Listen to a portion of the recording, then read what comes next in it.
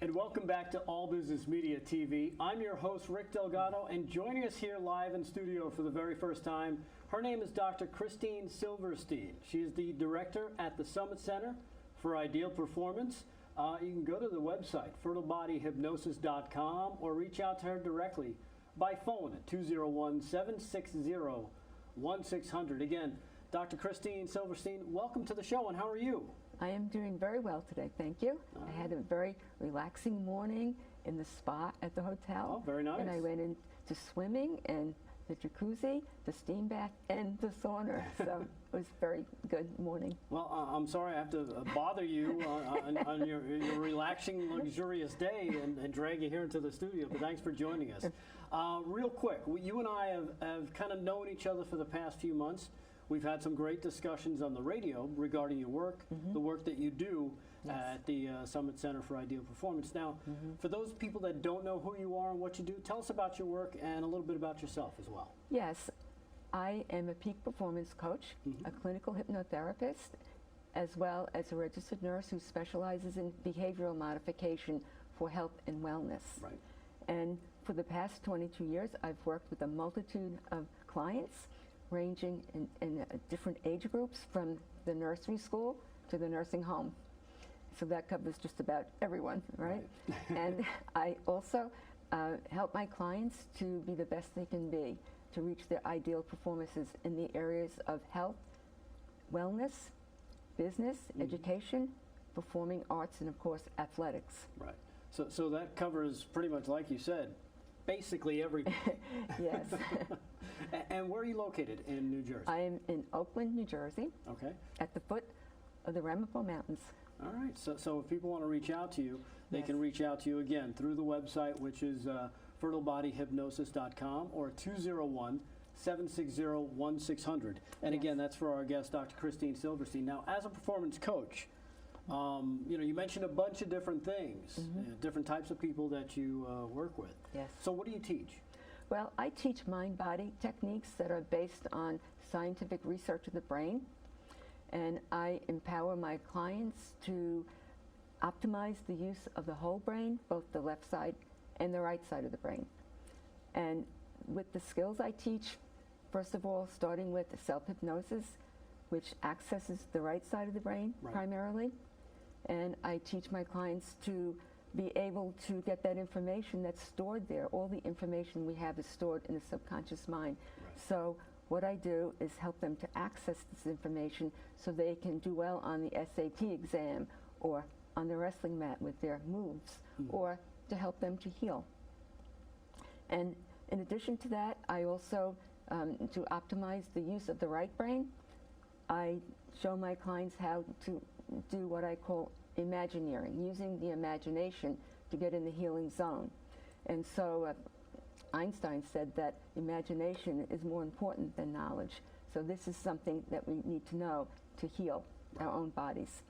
And then in addition to that, I work with what I call mindful toughness techniques, especially with athletes, but everybody can benefit from these techniques. So what I do is I teach skills like mental rehearsal, breathing easy, relaxation, mental recall, positive self-talk to my clients, all my clients. And the beauty of this is that they're portable skills that you can use anywhere you go, from the operating room to the boardroom, or from the wrestling mat to the basketball court, or even from the classroom to the birthing room. So did you know that hypnosis has been used for decades to help women with natural childbirth? Actually, I did not know that. Yes, and it's very popular starting in maybe the 40s. And the recent royal baby with the Duchess of Duchess Kate, I guess they call Middleton, it. Right? Yes, in the UK. Well, she had her baby by using hypnosis. And I saw her emerge out of the hospital just a couple of hours later in this beautiful dress and high heels. So I was very impressed with that. You know what? You weren't the only one, because I remember when that happened. That was recently too. That was quite very recently. recent. That was like a big deal. Like, and I could hear it echoed from every woman that I as they saw pictures of this happening. They're like, how the heck is she able to do that? Exactly. So what you're saying is that she utilized what you're talking about. That's right, hypnosis. Right. Now, what are some of the because again, you mentioned a bunch of different things in terms of, you know, the sports angle of it. Yes. You're talking about pregnancy, so there are all different aspects Yes. of what you're able to help people with. Now, talk to us a little bit more about hypnosis. What do people not know about it? What makes them a little, because people can get a little leery and scared, be like, oh, they're going to make me do something I don't want to do, right? Well, it's a very natural process that we actually use every day of our lives. When you consider watching your teenagers play with video games, they're in that zone. That would be called the light hypnotic state. Okay. Also, when you're driving on the highway and you don't remember how you got from point A to point B. Which is most of the time. Yes, and also when you're watching a scary movie. And I remember as a teenager watching Psycho and being really scared to get in the shower because I was really in that space, right? So when you're watching a scary movie, you go into that zone as well. Gotcha. Now, can you give us examples of some of the programs that you specialize in when you are working with people? Yes, I have developed many unique programs. I believe they're unique in all the world because I developed them. And over the past 22 years, I've worked with many clients in many areas, as I said before.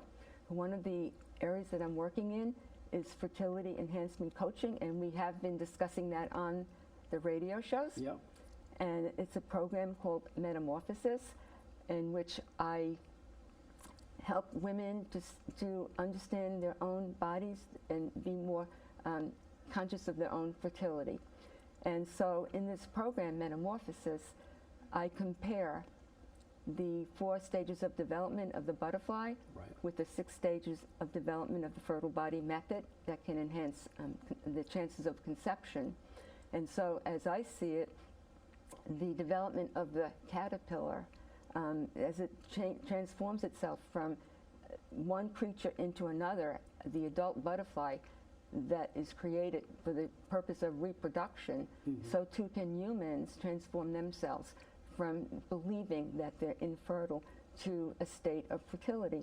Right. Now what about some of the, because again, you mentioned some sports programs too that you Yes, I have worked also in another program which started off very early in my work. It's called Winning Ways for Wrestlers. And although I work with many different sports, all sports actually, I have developed this program basically when my son was in high school in a school called Blair Academy in New Jersey. It's a prep school. And the coach was looking to help the team to excel, to become #1 in the country. So I worked with the wrestlers on the team, and they all became national champions. Oh, wow. And they still are to this day a prominent wrestling team. So from there, I branched off to work with other teams and other coaches, and I've instructed coaches on how to be mindfully tough along with Olympians. And also I've worked on all levels, from the district to the regional, state, national, and international platform. Right. So was your son kind of like a guinea pig, so to speak? Well, I did work initially with my children. Right. That's what brought me into working with teenagers. I love working with teenagers. Is it more difficult working with teenagers? Because I know, you know, as a young teenager in my house, and her brain is all over the place. Is it tough to get them to concentrate? Well, actually, it's my favorite group of people to work with, and I have another program that I incorporated into all my programs when I work with teenagers. It's called Winning Ways for Teens. Okay. And it's the optimum time really to work with the whole brain, because the teenage brain is developing, and it's developing links from one side to the other. Right. So you're not really a fully matured adult with a fully matured brain until you're about 24 or 25.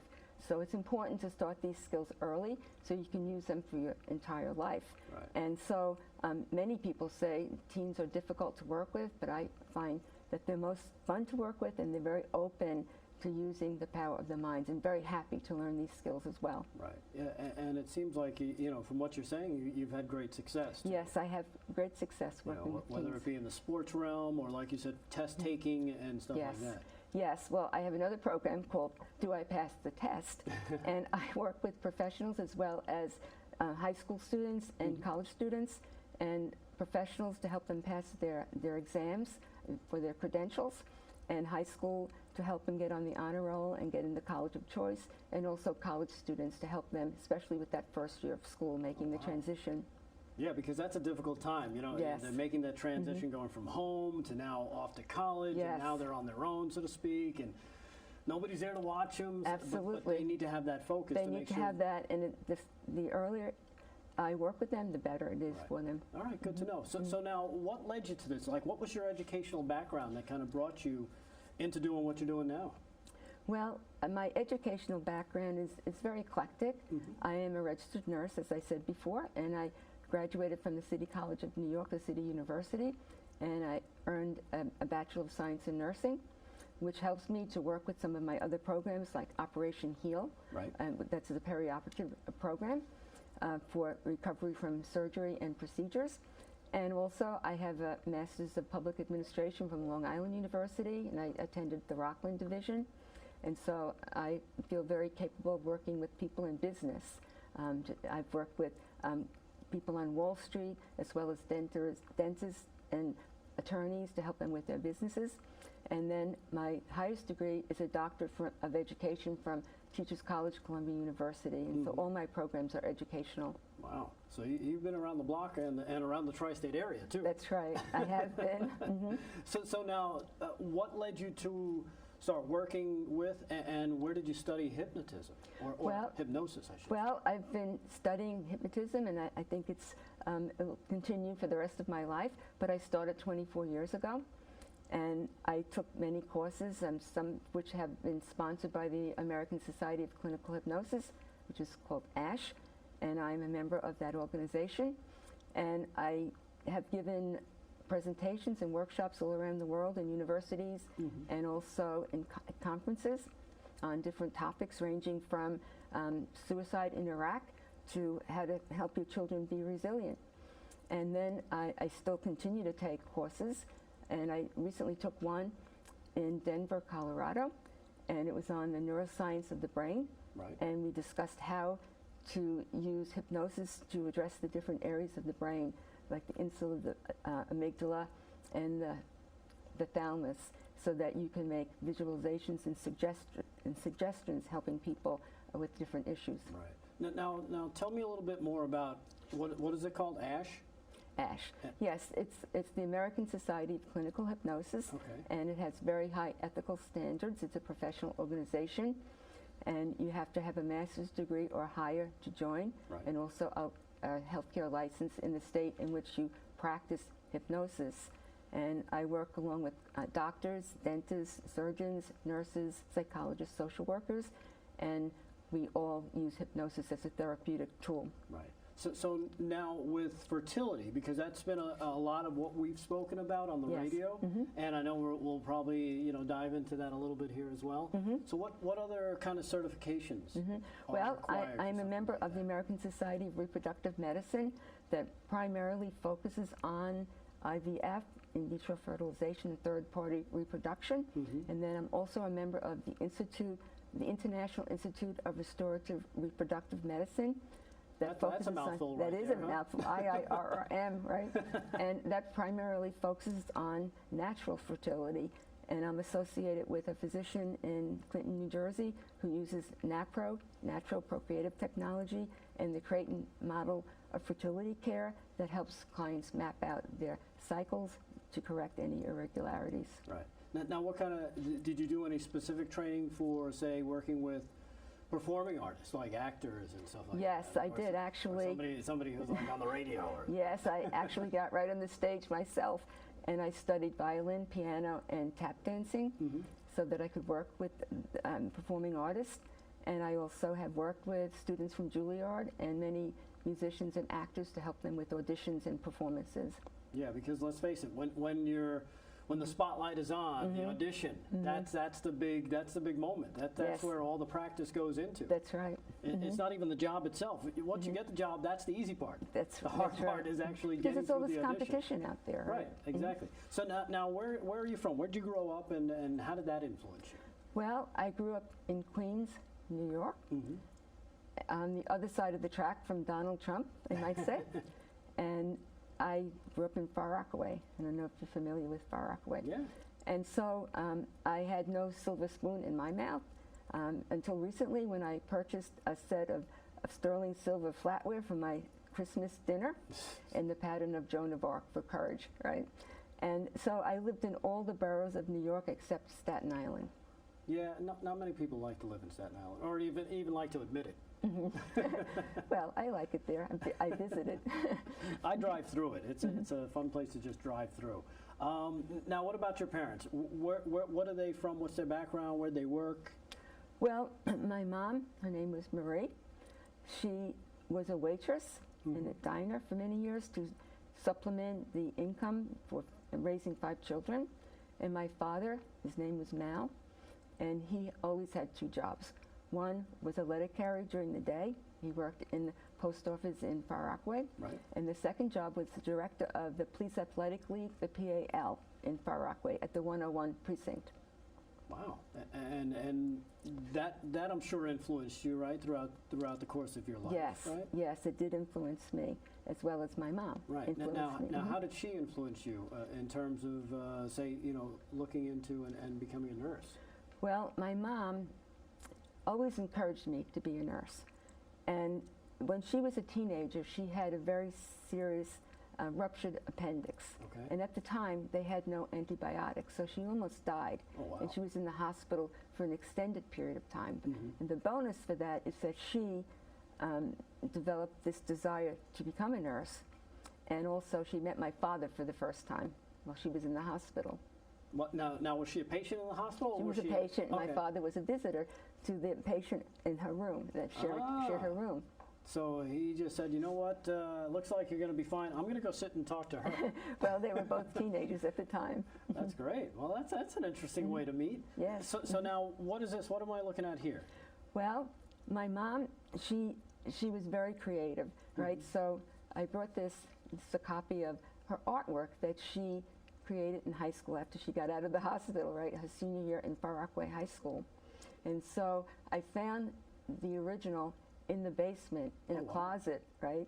And so I brought it upstairs to my mom and I said, what is this, Mom? And she said, oh, that old thing, I just want to throw it in the garbage. And I said, no, I want to take it home with me, right? So she told me about it. It's a study in blue, and you can see it's maintained its blueness over the years, right? This was created in the 1930s.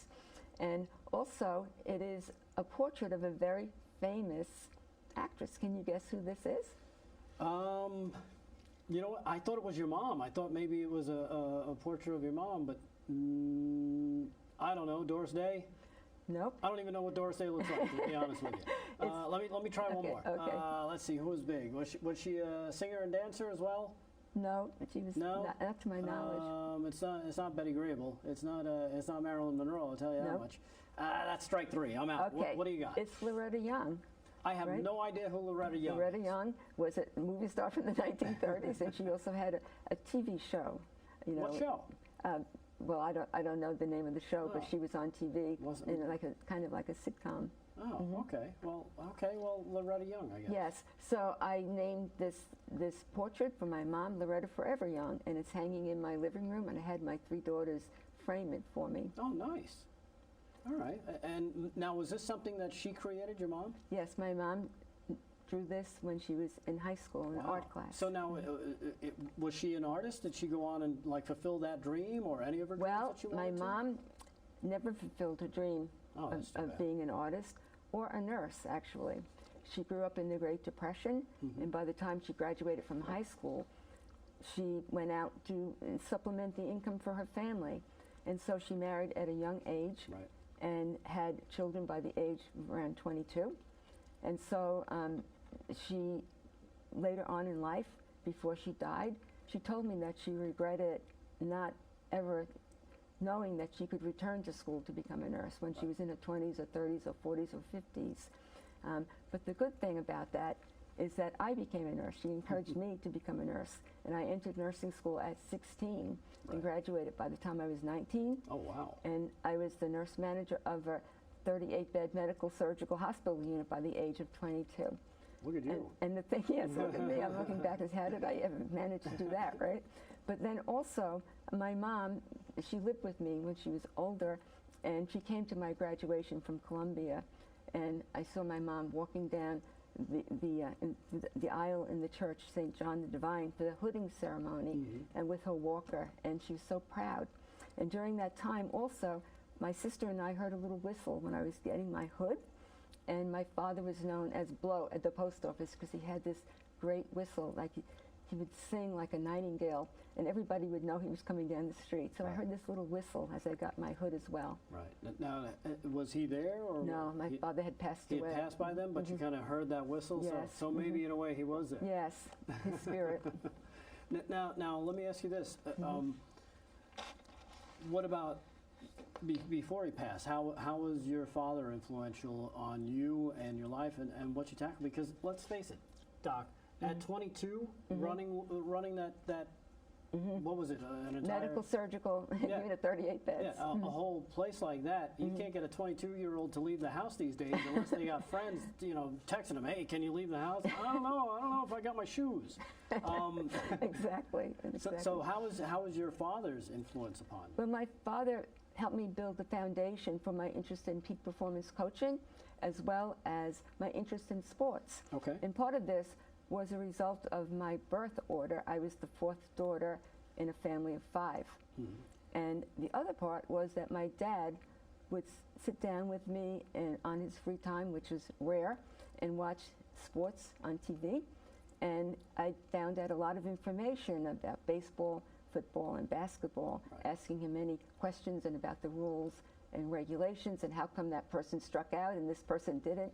So I found out so much information from my dad. Right. And I'm very grateful for that because my dad helped me in other ways as well. For instance, he took me to see the Yankees for the first time. And I knew I liked you for a reason, Doc. And I still remember that big occasion. I even remember what I wore and the color of my outfit, orange. And he would also take me to the equipment store. And I don't know where it was. We had to drive there. It must have been in Brooklyn or Queens. Right. And he would inspect the equipment for the baseball field and look at the bats and the gloves and the baseballs. And I remember one time he bought a umpire's inflatable chest protector, and I was so impressed with that, right? And also, I remember the smell of the store because it smelled like leather and also linseed oil. And it was a mom and pop store, and it had equipment from the floor all the way up to the ceiling, and the aisles were very narrow. So that set me up to learn about baseball. Right. And again, you know what? During that time, that was it. That was basically the access we had to sports. From what I remember, baseball was huge, especially once they started broadcasting it on TV. Then football, and like you mentioned, basketball. I think also hockey may have been broadcast here and there as well. So it's not like today where you can pick up anything from anywhere. That's right, any sport. Right. Now, what about yourself? Were you allowed to? Because I'm not sure. These days they're like, okay, now they have a women's team for this and a women's team for that. What about you? Were there a lot of women's teams where you could participate in sports when you were a kid? No. Rick. My dad told me there were no competitive sports for girls. Right. And so I could not participate in those sports I just spoke about, basketball, football, or baseball. And this is, of course, before Title IX that was enacted in 1972. Right. So I was relegated to the bench, right, watching the boys play, including my brother, and watching my father instruct the boys. And at this equipment store, my father would order green baseball hats with the insignia above the brim, PAL. So that's what I got, for baseball. Right. So now, what are we looking at here? Because I noticed you got another picture here, Doc. Yes, here I brought this picture, and this is my dad right here on the left side of the picture in the white T-shirt, and instructing all the boys about how to play baseball. And you can imagine that I'm sitting off in the distance on the bench with the green baseball hat on, just listening to what he's saying. You know what it reminds me of too is the Bad News Bears. Kids show up. The only thing they had was a matching hat and a T-shirt, and then they wore jeans and regular sneakers. That really does take you back quite a bit, doesn't it? Yes, it does. That's amazing. It does. My father was known as Mal from the Pal. Mal from the Pal. And right now we're sitting with Dr. Christine Silverstein. She's our pal. Thank you. I'm a cornball. Again, she is our guest, Dr. Christine Silverstein. She's the director at the Summit Center for Ideal Performance. Find out more about her, what she does, how she can help you, of course. If you give her a call, 201-760-1600, you'll get her on the phone. She picks it up. Or you can go to the website, even better, fertilebodyhypnosis.com. When you're on the website, you can see about the services she's talked about so far. And of course, get a good feel about her background, and of course how she can help you with, various different things where hypnosis can be very, very beneficial. Now, what about you as a girl? Okay, back then, talking about the activities that you were allowed to be involved with. What about the PAL? Well, at the PAL Center, which was above the movie theater in town, my father held Girls' Day on Wednesday afternoon during the school year. Now, let me stop you right there. Is that something that was kind of groundbreaking? Because it seems like, like you said, there weren't any competitive things you were allowed to do. So for him to actually set aside a Girls' Day, that had to be something that was unique. It was special to me. I used to run home from school, change from my Catholic school uniform, and put my play clothes on and run back to the PAL Center in the center of town. And my father would have girls' games, right, and relay races, which I always expected to win, because I was prided myself on my speed, and I would win a lollipop, at the end. And so, it was really a special time with my dad that I remember with sort of a softness in my heart. Now, what point what happened when you were 10? Well, when I was 10, I had kind of an epiphany, and I said, enough is enough, right? And I used to go to this playground called in Bayswater, New York, at PS 104. And I would go there in the summer and play knock hockey and basketball and go on the swings and the sprinkler. Right. And there was a park office there. And I noticed a sign one day when I was playing, and it said that there was going to be a citywide roller skating race. Right. And so I signed up right away without telling my parents. And so I prided myself on my speed on skates. And so I... Oh, so you were already a skater. I learned how to skate when I was 3. Okay. So I decided I was going to sign up and be in this race. And it was very exciting. Now, just to put it into some context for the kids of today here, Doc. Tell us about those skates, because they're not as good. No, they're not inline skates. Yeah, they're not inline skates. There's no rubber involved. Exactly. It was what, like made of steel? Well, I buckled up my straps, the leather straps, on the metal skates, right? They had a clamp on them. And they had metal wheels, right? They had metal wheels, and you tightened them with a skate key, right? So these clamps made permanent dents on my saddle shoes, which were the only shoes I could use, because I only had 2 pairs of shoes, Sunday shoes and school shoes, that also serviced me as play shoes, right? So I would clamp these on my feet, and when I came home for lunch, I begged my mom to come into the kitchen with these, and she said, no, you have to take them off. So I just slipped my feet out of the shoes, right? And then I would decided that I was going to practice and skate every day, and rain or shine. And also, I would prepare myself to just be the fastest I could be. Right. And again, reminding everybody that there's no rubber, there's no ball bearings, there's nothing to make this fast. These are clumps of metal fashioned into a circle, stuck to the bottom of a metal skate, and that's how you skated back then. Actually, so now, how did you prepare to get faster? Well, I prepared to get faster by, first of all, I set up my equipment, right? My equipment is very important. My father taught me that. And so I would we had a family skate box, and I would get the skates out of the family skate box. Some of the wheels were worn, as you pointed out, but I wanted to get the fastest ball bearings on my skates. Right. So what I did was I took the wheels off the skates and lined them up on the floor, and I raced the wheels across the floor so that my equipment was going to have the fastest wheels, right? And then in my mind, I also prepared myself to time myself during practice, and I set speed goals, and put it on the feedback loop to see how I could improve my time, like at the beginning of the race or at the end or somewhere in the middle. And I imagined myself having these little wings, like Pegasus wings on my heels, so I could go faster and faster. And I remember repeating to myself, I skate like the wind, I skate like the wind, right? So with this idea, I was able to really be ready to just take off and fly. Right. See, when you put it in that perspective, that already sounds like what you're doing today. It is actually. Mental rehearsal is exactly what I'm doing Because today. a lot of times that's what what they suggest. Coaches will suggest, you know, to players and what have you. You know, whether it's a coach for business or performance, sports performance, is picture yourself already doing the task. That's right. Because from what I understand, the brain doesn't know if it's real or not. Doesn't know the difference between reality and fantasy. Right. Absolutely. So I envisioned myself winning. I came in first. Right.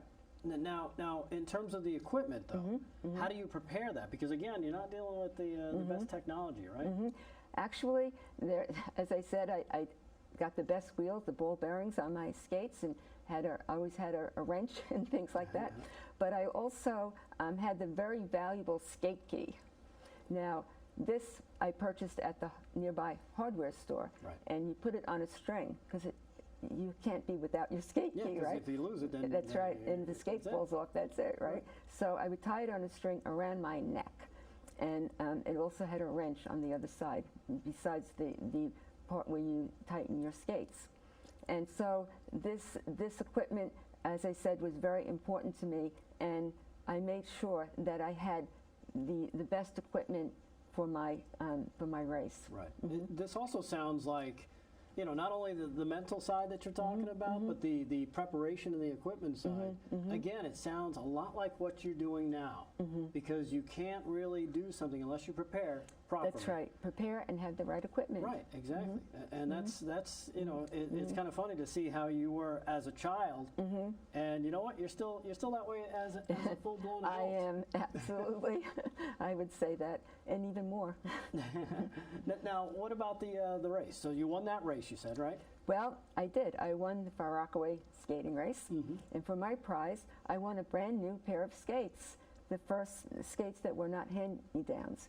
And they were so sparkly, and they had red insets on the wheels, and I brought them home and placed them on the kitchen table. They were in a box.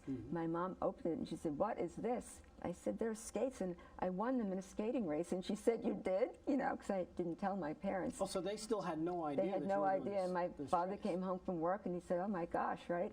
So then I qualified for the Queen's Championship. Oh, geez. And my father brought me there to Forest Park in Woodhaven and Victory Field, and he tightened my skates so much I couldn't move my toes, right? And also he instructed me and coached me on how to win, and I won the Queen's Championship.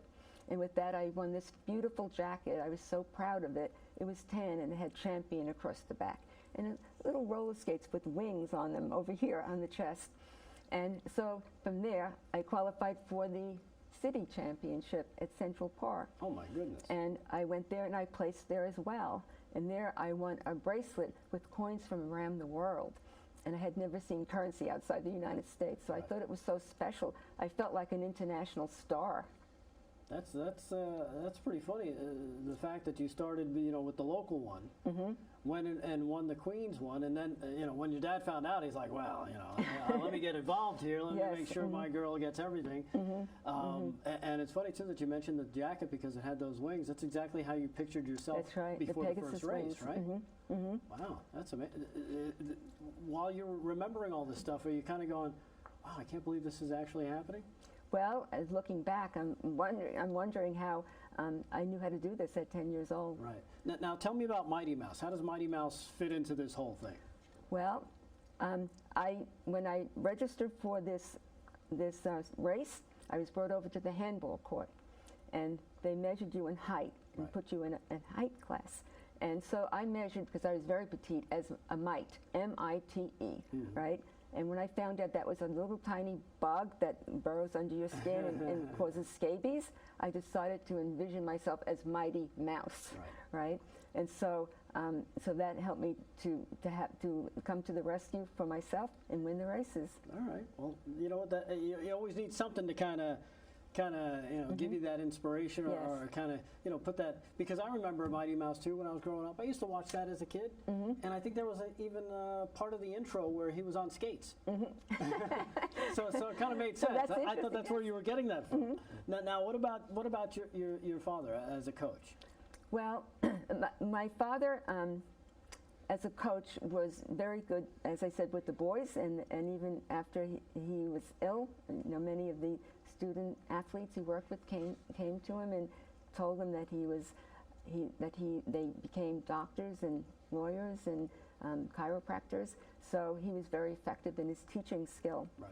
But how I used Mighty Mouse in my life was in many ways. It came out when I was a nursing student and when I worked in hospitals where paternalism and misogyny were rampant. And also the Mighty Mouse came out in me when I coached wrestling coaches and they told me I should go home and bake cookies rather than instruct them on how to wrestle. Right. And it came out when I started my hypnotherapy practice and I said, change can be easy in an advertisement. And I got a call from the Better Business Bureau asking me if I was a quack, because how could change be easy? And then, of course, at Columbia University, when I was defending my doctoral dissertation on the history of psychiatric nursing, and my committee told me that it was all my imagination, my research, not factual. And so it's because I saw it from my own eyes. Right. So, and it also, as it turns out, came out when I coached my dad later in life. Right. Now, what do you mean you coached your dad? In what aspect? Well, my dad had spinal stenosis of the neck, and he also had spinal deterioration. And the doctor told him he could have surgery, but he rejected it because it was more invasive than what they have today, where they show on the TV you have a little, less than 1 inch incision with a Band-Aid over it. It was going to be quite extensive, and it would really affect his mobility of his neck. So my dad rejected it totally, but he did ask the doctor, so what will happen to me if I don't have this surgery? And the doctor told him, well, you could be paralyzed in 4 months, right? So my dad always followed the doctor's orders, and within 4 months' time, he was unable to walk. And later on, he was unable to move his hands. And so he believed the doctor, and he thought he was paralyzed. Right. Yeah, and you know what? That's kind of fitting for that time of that point in time, because I know my mom's the same way. She don't question the doctor. The doctor knows. If the doctor tells you something, that's this is what you're supposed to take. That's what you take, and this is going to happen. This is going to happen, and it was almost like a self-fulfilling prophecy. Yes, yes. So my dad was devastated by this diagnosis because he was always active. He used to ride his bicycle on the boardwalk for 4 miles a day, and he worked until he was 80 years old. Right. And so I knew from my dad that he needed to be coached. Right. So I was willing and able, excuse me, to coach him. Now was he, because let's face it, again, he's coming from a different point in time here. That's right. Was he looking at it like, well, what's my girl going to do for me? I mean, she's not a doctor. I mean, the doctors told me everything, and they know everything. Exactly. So was he accepting of your well, coaching? No, he totally rejected it at first. Matter of fact, he said that he would not look into my Svengali eyes, right, from the old movie made in the 1930s, I believe, about the hypnotist who had control over you. And he also questioned my faith by saying, what kind of Catholic are you? And I said, Dad, the Pope himself sanctioned the use of hypnosis in 1956. So then he said, so what kind of nurse are you? What kind of daughter are you to believe this? Can't you see I'm sitting here paralyzed? And he also told me I was crazy to believe this. Who hypnotized me to believe this? Right. So now, can I ask how old was he at this time? He was In his 80s. He was in his 80s. 83. So you had been practicing for a while now. Yes. So you kind of knew what you were doing. Yes. Did it ever turn around? Did he finally start? Did he start coming around? Well, yes. I had a prescription for him. Right. I knew he was very anxious. Right. Because of this diagnosis, and also I knew from the anatomy and physiology that although this paralysis was real to him, right, there was an emotional component, and that the spinal cord was intact. He had numbness. So what I did is I went to my dad's home and I sat with him and I said, Dad, here, we need to listen to this recording I made that has hypnotic relaxation. This is going to help you to feel better. Right. So he finally said, okay, we'll listen to it together. And at the end, he said, oh my goodness, where did you learn this? I feel really good now, right? So I got him to listen to it daily. And I remember the imagery I used, which is one of the giant sequoia, the mighty sequoia tree that was so tall and strong. It was flexible in the wind, and it was so wide that 10 men couldn't put their hands around it, right? And it had roots deep into the earth for stability. And then I also told him to say a very famous quote, every day and every way I get better and better, 20 times before sleep. Right. And what was the outcome? Did he follow your prescription there? Well, yes, he did. Doctor? About 2 weeks later, he called me on the phone and he said to me, Christine, that prayer you gave me is really working. And I said, what prayer is that, Dad? He said, you know, every day and every way I'm getting better and better. He said, I just drove myself to the bakery, my favorite bakery, on Sunday morning. And so I went to his house and I see my dad walking down the hallway holding the walker above the floor, right? And he wanted to go to this restaurant, his favorite German restaurant on Long Island for Thanksgiving. And he didn't think he'd be able to make it. So with listening to this recording, he said, I'm ready for this. So I met him there with my sister and my mom and my family, and we celebrated Thanksgiving dinner together. And it was his last Thanksgiving on Earth because he died the following June. Oh, I'm sorry to hear that, but it sounds like, you know what, he finally came around, right, and said, you know what, my daughter, I think she knows what the heck she's doing. Now, is that how Mighty Mouse there came to the rescue? Yes, Mighty Mouse came to the rescue for sure. And so the idea is that I took this little Mighty Mouse figure into my life, right into many phases of my life, as I said. And one place that Mighty Mouse showed up was on the exam table in the GYN office, right? Okay. Where I had my legs up in stirrups in a very vulnerable and compromising position, as you can imagine, right? I and can, but thank you. the doctor's yelling at me from the other end of the table saying, if you want to have a baby, because I had 3 miscarriages, right? So if you want to have a baby, you have to take DES, diethylstilbestrol, right? Okay. And I'm saying to the doctor, but he said, this has been used for 30 years. And I said, but doctor, the recent research shows that it's toxic. It causes cancer and birth defects in offspring. He said, oh, I know that, but this is the only prescription I can give you, right? So he gave me the prescription, but as a nurse, I never filled it, and I never went back to that doctor again. Right. Wow. So what happened next? Well, I had to use the power of my mind, right? There were no programs to help me. Right. So I remember being in my 4th pregnancy now. In the middle of the night, I would wake up just terrified that I'd have another miscarriage in the bed. And I knew that there was a huge blood stain underneath, on the mattress underneath the cover I put on it. Right.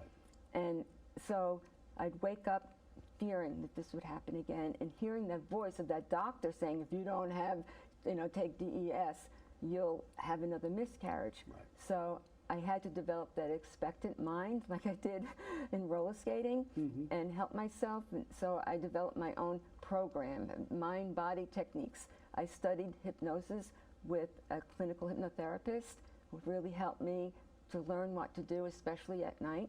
And I also studied in a storefront in the Bronx, transcendental meditation with the Maharishi Mahesh Yogi, right? And I practiced that every day, twice a day. And this really helped me to rebalance my body, mind, and spirit. Right. So now, what is transcendental meditation? I've heard of it. I just don't know what it is. Well, you're given a mantra. Right. In this case, it was a very special mantra that had spiritual significance, but also Herbert Benson that we've talked about on the radio. he also developed a similar program, but it's kind of like the USA version of it, where you can use any word for a mantra. Right. Now we've got a book sitting here. Yes. Right. And Yes. I'm sure you wanted to talk about this book. What's the book? And Well, the what's the book name is of it? here because this is how I helped my dad Okay. to walk, right? So this book is called How to Play Baseball, and it was my father's book that I inherited. Okay. It was written in 1954. I was going to say, if you gave that to him, he'd be like, No. Christine, I know how to play baseball. That's right. And has Sandy Koufax saying you should buy this book and use it, right? And there's the Dodger Stadium there. So this is my dad's, and I looked in it, and of course it has a chapter on how to be at bat, and it also has the mental approaches to baseball, right? So when I was working with my dad, I reminded him, hey, Dad, you remember what you used to say about being at bat and how confident you need to be? So I would remind him, Dad, you would say, you have to be confident in the batter's box so you can get to first base, right? So that's the same technique that I used for my dad, for him to get to first base in his mind when he was walking down that hallway. Right. So did he get to first base? Yes, he did. He did get to first base in his mind as he lifted up the walker off the floor when he thought he was paralyzed, right? So the idea is that I use the same techniques that are in this book, the mental approaches. In other words, it said you must be confident, and that will help you to relax and mentally and physically. And every pitch is hittable, Right. and anxiety is a hindrance to the batter, right? And you have to have that expectant mind so that you can get to first base. Right. So I used these principles with my dad and reminded him that what it takes to get to first base. Now, it seems like those are probably the same principles you use today with your clients, right? That's right. That's right. The same principles, and the idea that you have this vision in your mind that you'll get a hit, home run, or that you'll win the wrestling match, or become healthy after being treated with chemotherapy. Right. So this is also the kind of the approach if you want to think about skating too. Yes. Because I know when you were preparing for that skating race the first time, you told yourself, you know, I can skate like the wind. That's right. I Or skate like you the had wind. wings on your feet, right? So now, how are these when you're working with people for the first time? So they contact you, and how do you get them to kind of buy in, as they say? Because you know, you can say, yeah, that sounds great, but if you don't believe it, you know, when you were a kid, you probably believed, you know, I'm the fastest thing out here, nobody's going to stop me. How do you get them to believe it if they have those seeds of doubt? Well, that's part of my job, to introduce these concepts, to say, this is what you can do, but I also say you'll accomplish your goals. You'll do these things not because I say so, but because you want it to be so, and so it is. So the responsibility is on the client.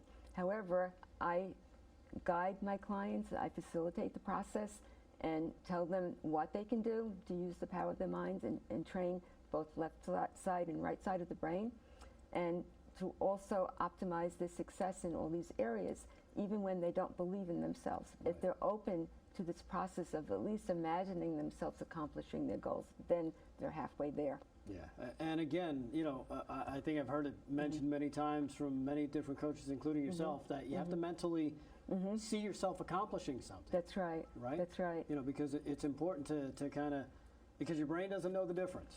Yes, that's right. And I had to use these skills to have my children, because remember, I had 4 miscarriages. Right. And so when I imagined myself with that expectant mind, and I was able to bypass that critical factor that said I can't do it, to be able to accomplish my goal and have full-term pregnancies.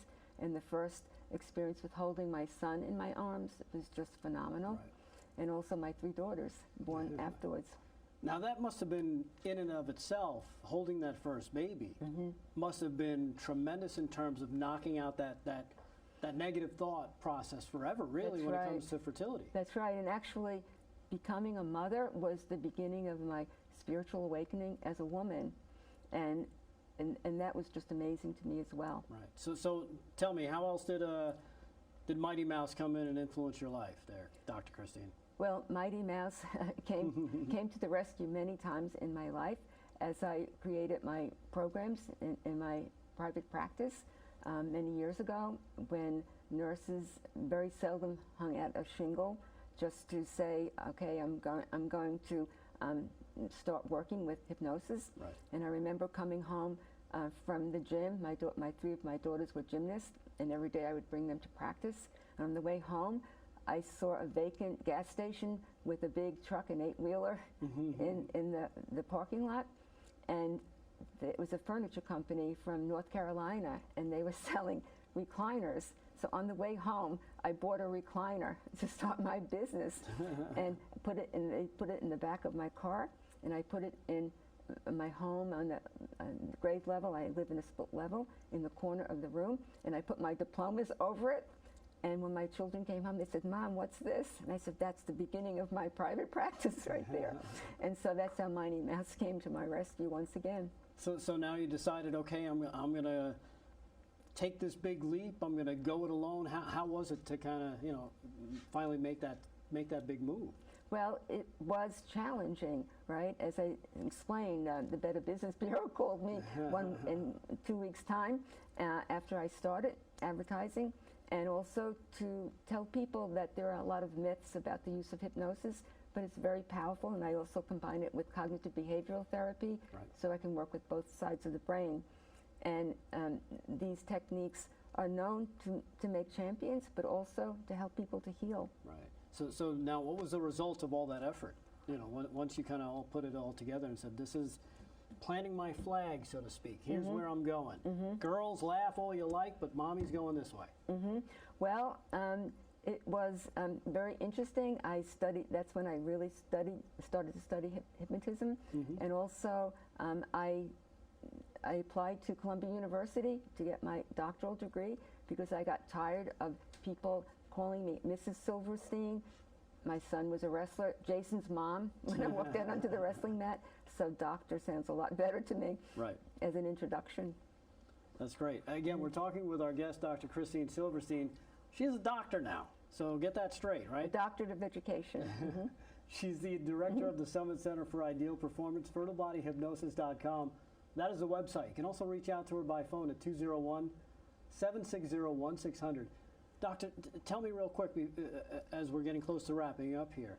Now, when people reach out to you for the first time, say they see this, or maybe they hear us on the radio, they come across you through the website, how do you get the process started, and how do you determine if hypnosis is even going to be helpful to what you're looking for? Well, hypnosis is applicable to all areas of life and all endeavors, but I assess the person on the phone. I give a complimentary consultation or through email, and I also talk about the possibilities with my clients so that they want to work with me. That's essential. Right. So I'm a facilitator, and they do all the work. Right.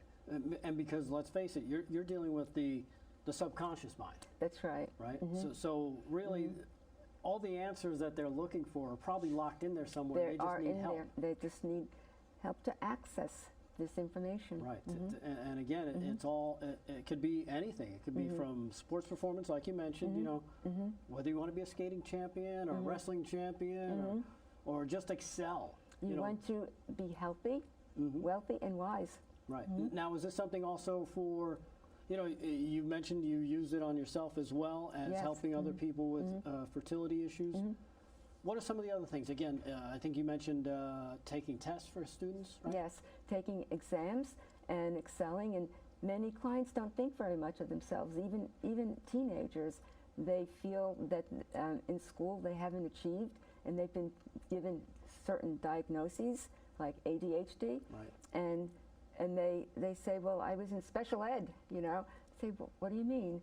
What does that have to do with anything, right? And I show them how to use their skills, and many of these children are more right-brained in their approach and visual, and they're not being taught in the way where they can understand. Right. So I teach them how to use this visual skill to achieve in school and transfer the things they're doing in athletics right to the classroom and back and forth. Right. And again, if you're thinking right-brained, it means what? Well, that's associated with with the subconscious mind. So is that more creative? That's creative, where you do your mental rehearsals, your mental recalls. And the left side of the brain is associated with the conscious mind, which makes your decisions and also helps you to plan your schedules, etc. But they need to work in combination. That's why I use hypnosis and cognitive behavioral therapy. Right. And again, you can find out more about Dr. Christine Silverstein by going to her website, fertilebodyhypnosis.com. She's the director of the Summit Center for Ideal Performance. And we want to thank you for joining us here today. You know what? This is just part one of our discussion. Yes. So let me remind you out there, she's going to be back. We don't know exactly when, but she will be back to continue the discussion. We're going to hear about my awakening, my spiritual awakening. The spiritual awakening and where it's gone from there. So make sure you join us next time. Again, Dr. Christine Silverstein, thank you so much for joining us here on All Business Media TV. It's been a pleasure, Rick. And the pleasure has been mine as well. Thank you again for joining us, and thank you as well.